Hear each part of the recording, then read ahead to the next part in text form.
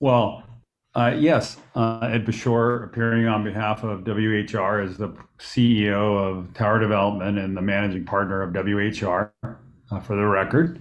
And first, thanks for the patience over COVID. I think DLNR has been patient and is a nice gesture um, uh, to many tenants, including us, to try to get through COVID. And our obligations under the lease are intended to be satisfied in full by WHR. There's no intent or hidden desires to not comply in full to the board. So we will comply in full on all our obligations under the lease. Um, and it is a matter of the gesture that you've done so far to allow us to get caught up and pay in full and have a new bond put in place. So that termination of the lease is not an option because we will have the ability to pay in full.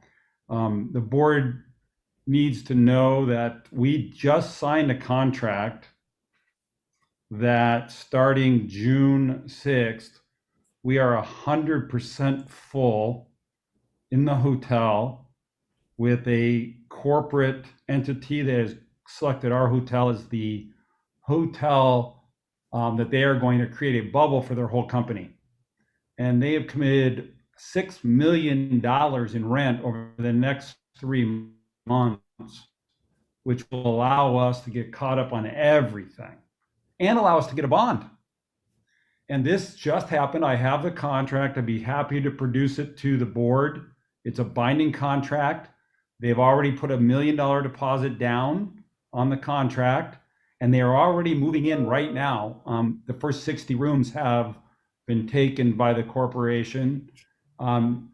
It's a corporation that I'm bound by a confidential agreement in the contract because what they're trying to create is a bubble where people don't come and try to see them. So I'm going to refrain from using the name because I've signed a confidentiality agreement. Obviously, the board, if I submit this to the board, read the provision that I've agreed and WHR has agreed to keep it confidential of the name because we're not allowed to put it in the media and all that. But Chair Case, this is a windfall for Hilo. We're bringing every employee back effective June 1. We're going to have flush cash to pay everything by next Friday based on the deposits and this new contract.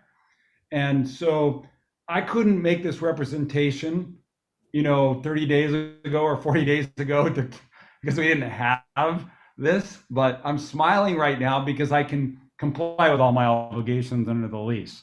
And it's not for me, but it's for the community that this guy just dropped some present upon all of us. And DLNR, I just want to say thanks for the patience because without that patience, I would have never got to this point to be able to cure. And so what I'd like to do is keep this agenda item going as it is because the withdrawal of the golf course lease is not really for a selfish reason. It's because we've been working to want to give that golf course back. As Russell and many community members know, there could be some great things done for the community out of the golf course, a hula stadium, convention center, things long-term that can be done. And so we want to be a part of that and provide that withdrawal so that all can happen. So I'd like to make the second point that not only can we cure everything by next Friday because money is flying in on that contract, which will allow me to pay it. And two, we want to continue the withdrawal because it's the right thing for the community, DLNR, and potential economic jobs and resources for the community. So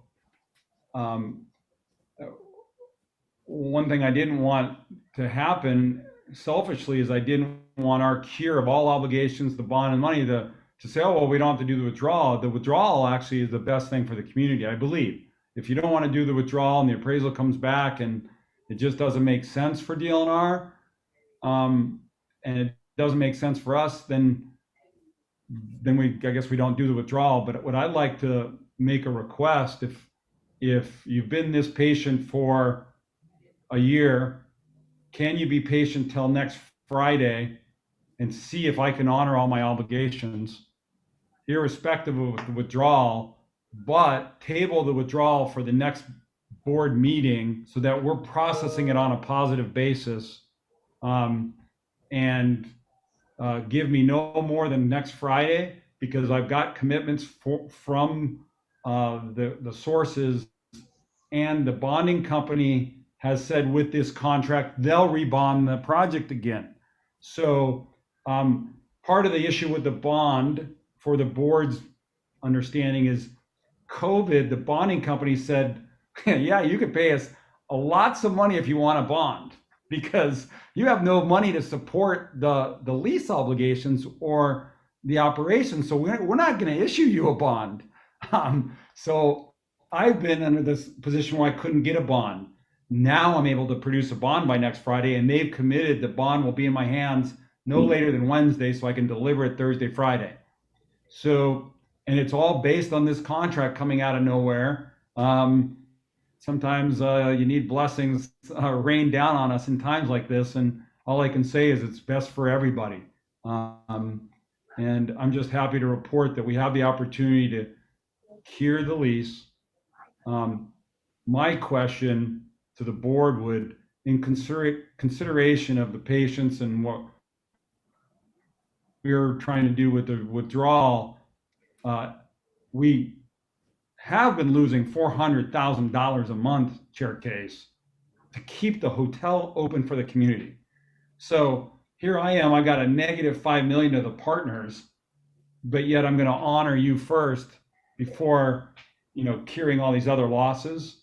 And so the question I have for the board is, could you give some leniency, because we have enough money to pay for the bond given this new contract and pay this, but the leniency on these interest, and we've suffered enough. And another $36,000 may not seem like a lot to you, but it's $36,000 of obligations that we have with other vendors and everything else to get caught back up.